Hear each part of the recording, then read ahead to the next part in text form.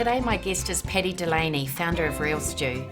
He started his business 6 years ago in the garage of all places in Titirangi, New Zealand. All his life he's been an amazing entrepreneur, successful businessman and inspiring mentor. So welcome Paddy to the second episode of RealTV. Thank you very much. Let me come and speak to you today. As you know, I'm in London at the moment, but it's very exciting to chat to you today. Oh, look, it's wonderful to have you, and it seems like such a long time that you are here in New Zealand. I certainly have, and it brings back memories of the business that Manny and I started in 1997 in South Africa, which was our archive filing company. And over a 13-year period, we moved from a simple garage to 56,000 square meters of warehouses in Johannesburg, and the second biggest filing company in the country. And that's when we immigrated to New Zealand and a good old garage in Titirangi.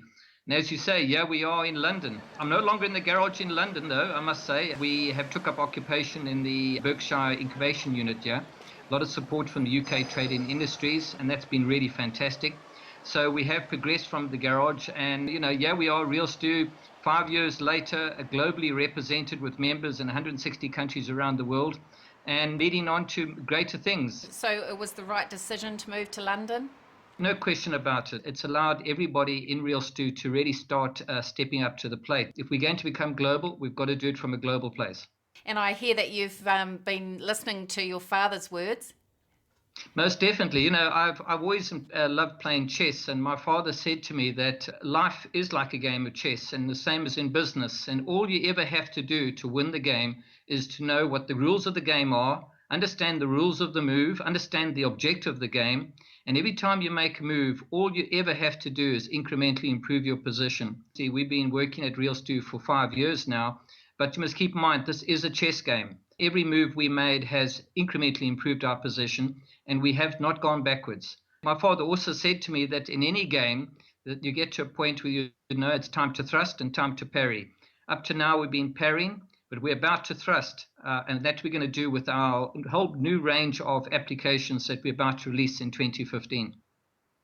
When we started in 2009, the mobile technology as we know it was still very much in its infancy. The iPhone itself only really came into being in 2007, 2008. Companies like WhatsApp, Viber, WeChat, they're very well-known instant messaging systems.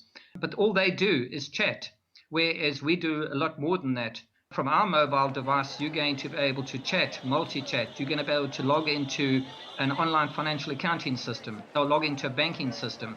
You're going to be able to initiate transactions, e-commerce, whereas they can't do that. And one of the questions was put to me, Google, Facebook, Twitter, aren't they platforms? Aren't they competitors of yours? Aren't you concerned about them? So I said to them, no, well, I'm not really. I don't regard them as competitors. I'm not particularly concerned. And they said, well, that sounds very sort of arrogant of you. I would say it's arrogant if I can't deliver on what we can deliver, what we talk about. But we have confidence that we can deliver something that they can't do. You can't do a transaction on the internet unless you have an existing debit or credit card that runs through some financial gateway. So they can't touch people that don't have bank accounts. But it's totally different. We can actually cater to people that have no bank accounts. So we're way ahead of the race on that one. And there's a lot happening in India, I hear, as well.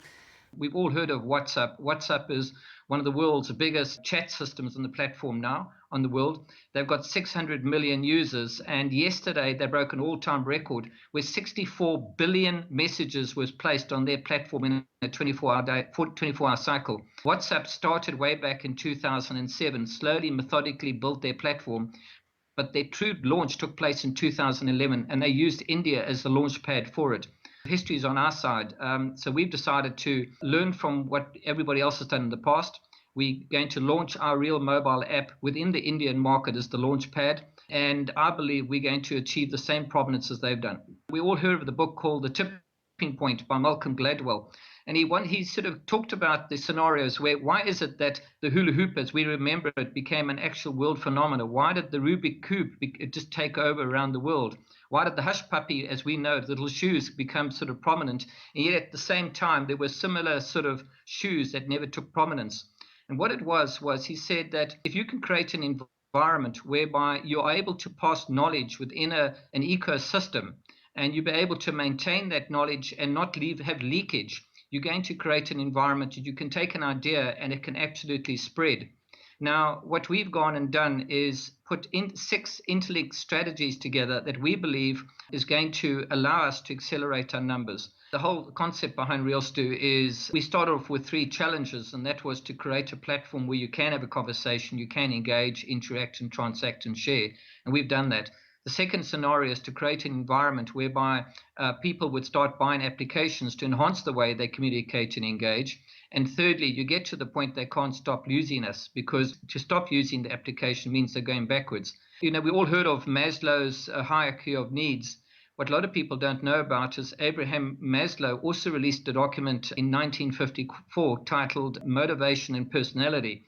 And what you find is that any given environment, for somebody to want to get involved, it's got to be what's in it for me. Unfortunately, people aren't motivated unless there's something in it for them.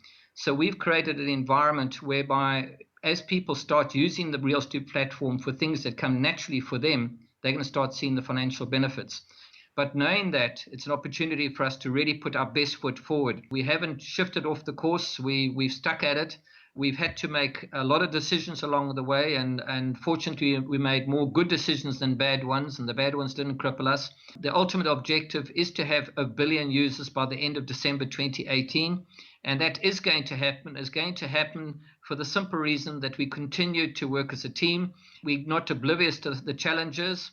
And if you consider what we've accomplished in the last while, even the 9 months that we've been here in London already, it bodes well for 2015.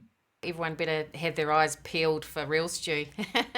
Is there anything you wanted to say before we finish there off? is. I missed you guys terribly. What I do find is everybody tends to talk in the head space, whereas one thing about New Zealand, we talked in the heart space. But you know what? We've got to stick the course, and there's a bigger goal here. Watch this space. 2015 is just around the corner, and it's going to be one hell of a year for us. It sure will be. If anyone would like to share their interesting stories, please contact me on www.realtv.realstew.com. Thanks for watching.